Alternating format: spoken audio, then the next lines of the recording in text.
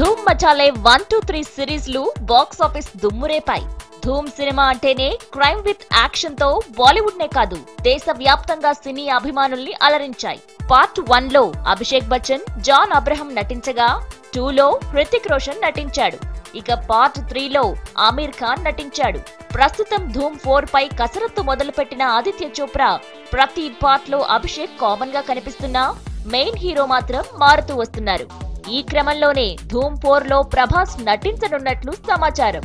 ఆదిత్య చోప్రా ఇప్పటికే చర్చలు జరుపుతున్నట్లు ఫిల్మ్ ఇండస్ట్రీ టాక్. బాహుబలితో ప్రభాస్ బాలీవుడ్ లోనూ క్రేజ్ సంపాదించుకున్నాడు. కమర్షియల్ యాడ్స్ లోనూ నేషనల్ వైడ్ సెలబ్రిటీ అయిపోయాడు. బాహుబలిలోని యాక్షన్ చూసిన చోప్రా ప్రభాస్ ను అడిగారట. ప్రభాస్ కంటే ముందు ఈ క్యారెక్టర్ కోసం అమితాబ్, రణ్వీర్ సింగ్, రణబీర్ కపూర్లను కూడా అప్రోచ్ అయ్యారు. అయితే ప్రభాస్ వైపే మొగ్గు చూపుతున్నట్లు సమాచారం. బాహుబలి ప్రమోషన్ లో భాగంగా ప్రధాని మోడీతో కూడా భేటీ అయ్యారు ప్రభాస్.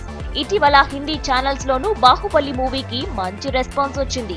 ఎటు బాలీవుడ్ హీరోస్ ఉండనే ఉంటారు. ఇక సౌత్ నుంచి ప్రభాస్ ను తీసుకోవటం ద్వారా ధూమ్ 4 కి ఫుల్ క్రేజ్ రానుంది. చూడాలి పబ్జీ అదే ప్రభాస్ కన్ఫర్మ్ అవుతాడా లేదా అనేది.